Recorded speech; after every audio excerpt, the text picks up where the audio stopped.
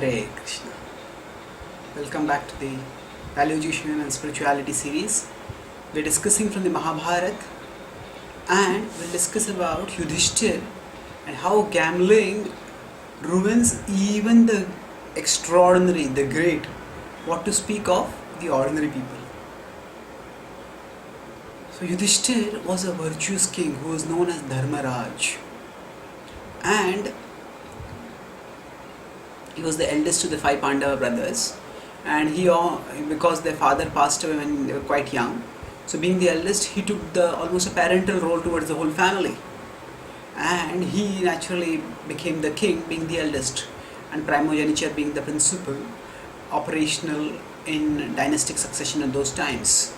So he became the king of the he was supposed to become the king of the whole Kuru kingdom, but because Duryodhana was power hungry, and in order to maintain peace, they decided to divide the kingdom into two, and Duryodhana became the king of the existing Kuru capital, that major half of the kingdom, the prosperous half.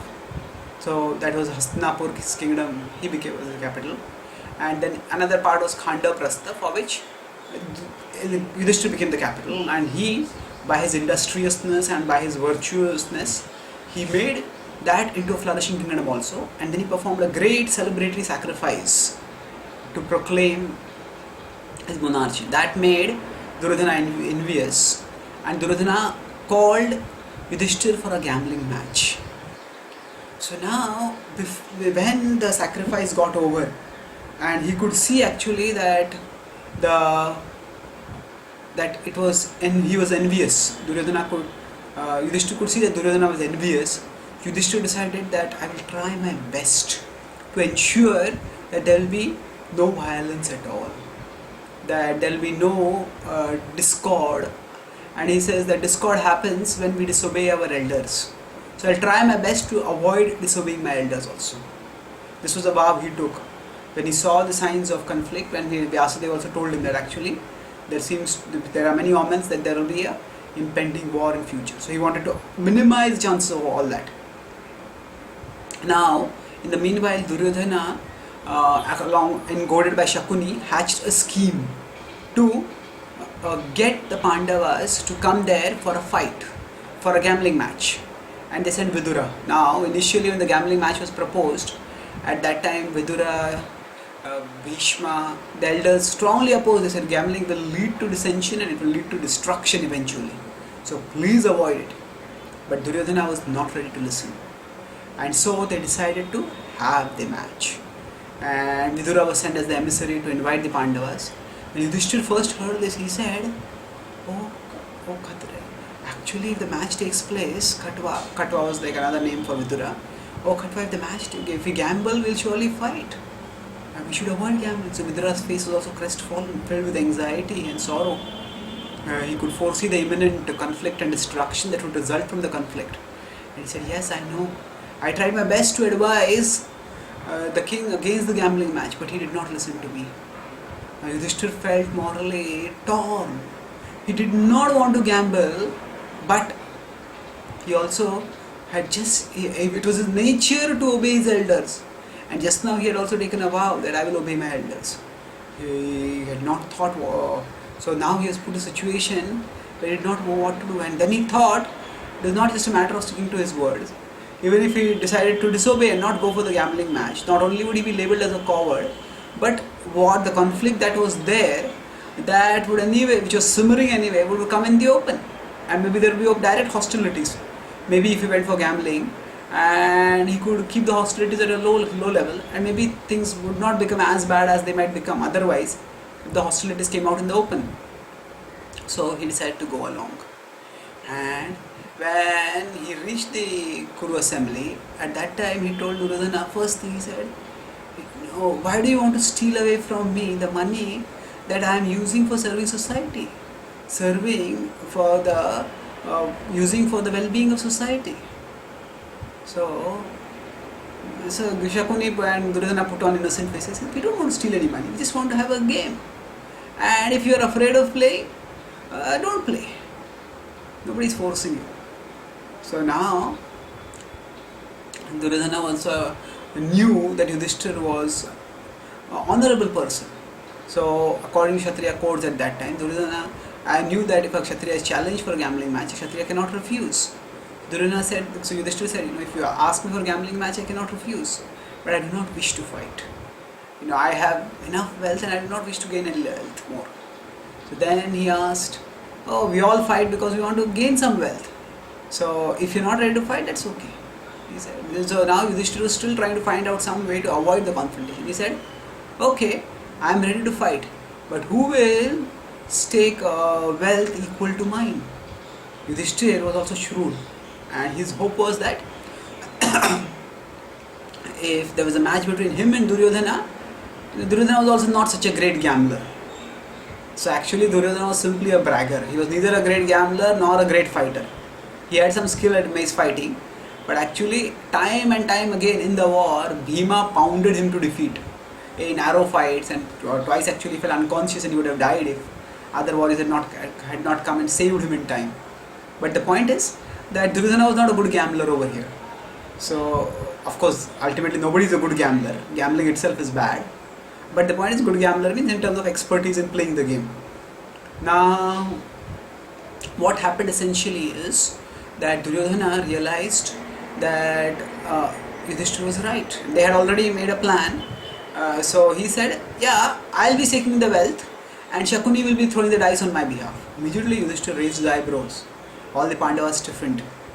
And he said, this is highly improper. According to the codes of gambling, it is according to, now there are, for every game there are rules for that game. According to the rules for gambling, the person who is taking the money is the person who has to throw the dice. Imagine if there is a match between India and Pakistan says that yeah, we will play the match, but we will get the batsman from say South Africa, bowlers from Australia, wicketkeeper from England, and fast bowlers from West Indies or wherever. We will get all the people from different parts of the world and we'll call it an Pakistani team and we'll play. So this is not a Pakistani team then. So call it a match of India 11 versus World 11. Don't call it an India-Pakistan match. If it is an India-Pakistan match, then Pakistani players should be there. So similarly, if it's a gambling match between Duryodhana and Yudhishthira, then Duryodhana should be playing, not that Duryodhana gets somebody else to play on his behalf. So at that time, again, so now Yudhishthira looked up at the king. Dhritarashtra remained passive. And now Yudhishthira felt torn. He didn't want to play the gambling match. He knew that the gambling match would be unfair. He knew that he knew that it would lead to dissension and possibly destruction. But he felt torn. He looked again at Dhritarashtra, but Dhritarashtra remained passive. And then the gambling match started. And Shakuni was diabolical and he tossed the throw in such a way that eventually Yudhishthira lost everything. He lost not only his wealth, his chariots, his kingdom. He lost himself. Everything he lost. So now sometimes here the question may come up, how could Yudhishthira have got so intoxicated with gambling that he staked everything and lost everything? The point was that Yudhishthira was compelled to play that match, compelled by circumstances, compelled by his own word of honor, and compelled by manipulating people. Although Draupadi was the most hurt by this whole event, Draupadi never blamed Yudhishthira. She said, evil men manipulated him.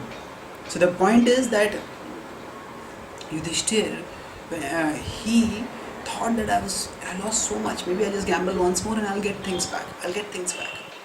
And he certainly, we could say that the extent to which he gambled was unnecessary, that was undesirable, but that only illustrates the principle of the danger of gambling.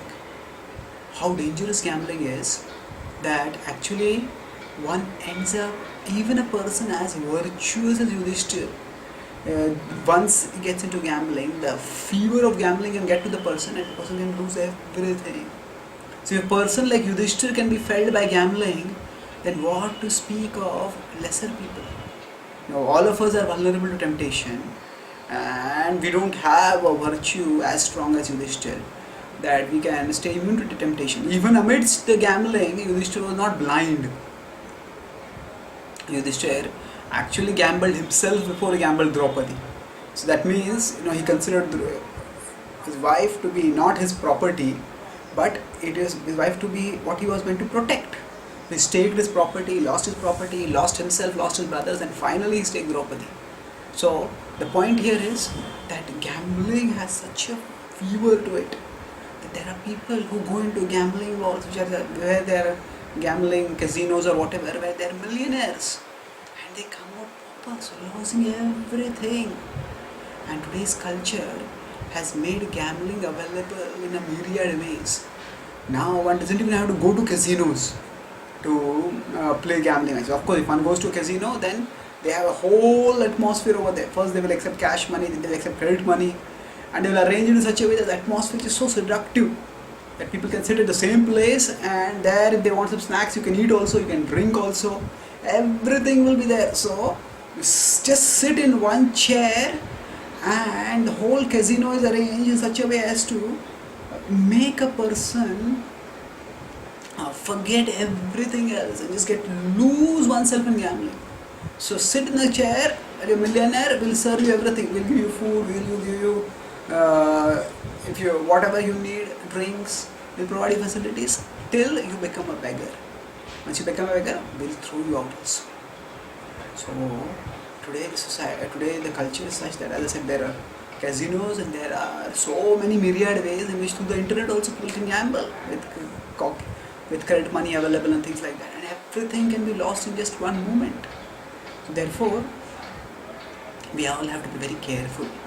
And the perverse lesson could be from this is that if Yudhishthira, virtuous king like Yudhishthira gambled, then why should we not gamble?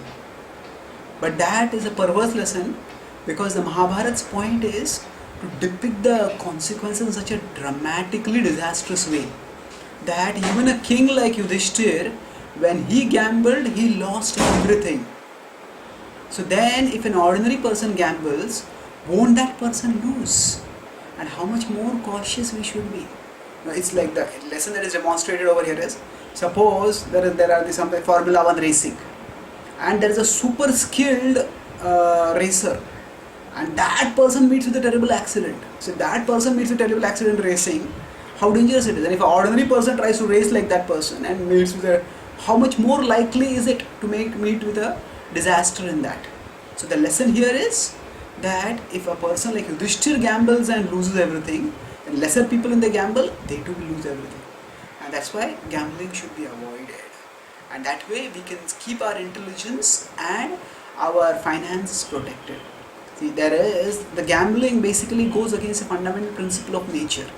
That is, we have to give something to get something. So when we work hard, use our talents, use our intelligence, by that hard work, we get the results. We earn some money. And gambling means we don't do any work and we just hope by luck we will get something. So even if somebody gets some money by that person is not going to grow. That person is not going to become a better person, is not going to become more skilled, more intelligent, growing in character. All that happens when a person wins in a gambling match is one gets the taste of that ill-gotten money, that quick money, and that taste is actually even more dangerous, because initially when a fish catches, when the fish catches the bait, the fish thinks that actually I have caught the bait and I am going to enjoy, but what is actually happening is the bait has caught the fish. So similarly, actually when the first time a person wins in gambling, the person says, oh, I got so much money. But those who are doing gambling, they know, oh, we got this person now. This person got the taste of quick money. That person is trapped now and is going to stake more and eventually is going to lose more. We should not think that we can beat the odds in gambling, because if people could win and become wealthy by gambling, then they would have no reason to actually have the gambling casinos. The gambling casinos are designed in such a way that they're meant to be profit-making businesses for the gambling casino owners. And where is the profit going to come from? From the people who are gambling. So they are designed in such a way that the odds are stacked against the gamblers and the odds are stacked for the gambling organizers. And that's why, rather than imagining that we can be one of the lucky ones, which is very unlikely, and even if that happens, that is only going to make one more hooked on, more intoxicated, and likely to get more entangled. Rather than that, we stay away from gambling and work hard, develop ourselves as talented, intelligent, principled human beings, and attain success through that. Thank you. Hare Krishna.